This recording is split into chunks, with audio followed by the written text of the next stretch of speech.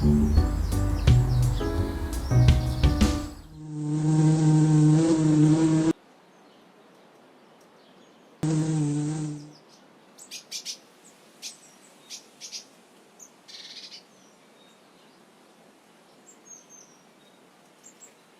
it's Kenny here, and today we're sat in the Grown That Way garden, and we've got, again, really sunny weather. Could do with a little bit of rain. It's getting a little bit parched, but I am joined by a really great organisation from Plymouth, Pollenize. So if you haven't heard of them, you should have. And so today I'd like to introduce Owen and Brittany from Pollenize. Yeah, hi everyone. Yeah, my name's Owen. I'm one of the directors at Pollenize, and my role is to ensure, as such a small organisation, is to sort of just keep the ship sort of afloat, as it were. And I do the social enterprising aspect of the business and a bit of development. And I'll pass you on to Brittany. Yeah. Hello, I'm Brittany. I cover the marketing and comms side of things. Work very closely with Owen. My job, in short, is to showcase the work that we're doing in the community and also the science stuff behind the scenes. And shout about what amazing creatures our pollinators are and how important they are for the planet. How did Pollenize come about? It was born out of basically an allergy. So Matt and I both suffer with hay fever quite severely in June, and it sort of took us down a track of going, we've heard that having local honey can help alleviate the symptoms of hay fever. And then we tried to put it into an allotment space, and we ended up, for a lot of reasons, not being able to.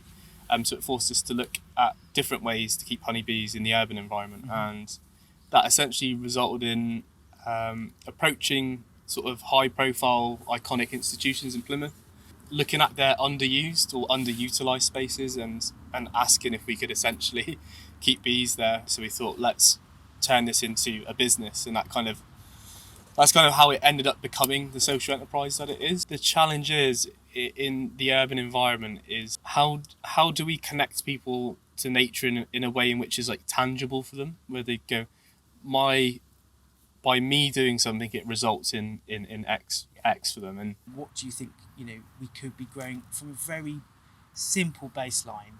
We could be growing in our gardens, in our parks. I always try to think, like, what would be the most practical way someone would go, it's got double value. So oregano, you put that on your food, or rosemary bushes.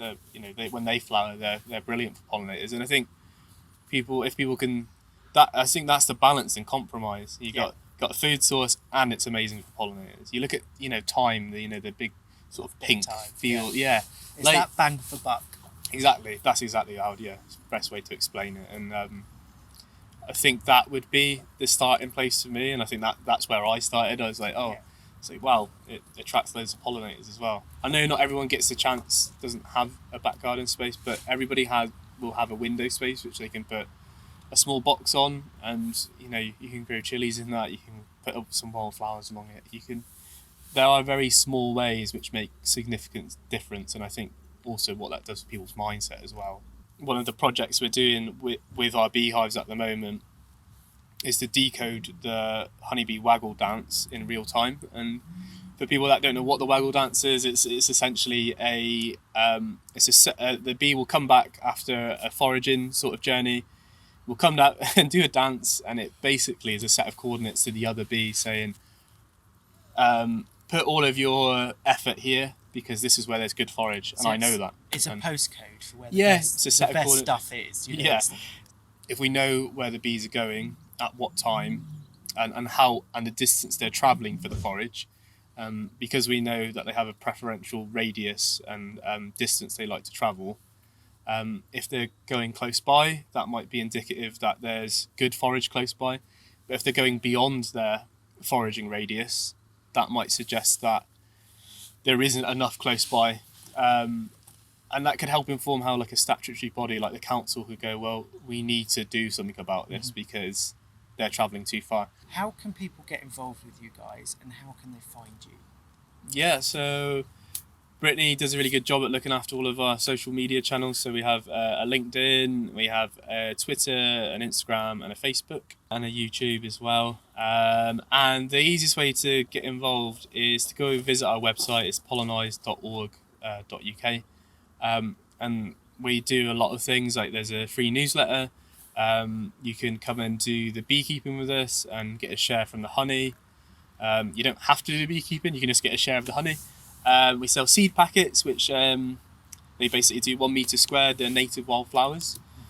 And you can log the coordinates on our map afterwards, and you can kind of see where other people are planting as well. Businesses can get involved as well. We really love collaboration and partnerships. It's proven to work for us. So there's lots of ways they can co-brand seed packets and give them out to their staff. It improves their corporate social responsibility, etc. Bigger businesses can get beehives on site if they're suitable, and get all these benefits from that for the staff and also their outputs.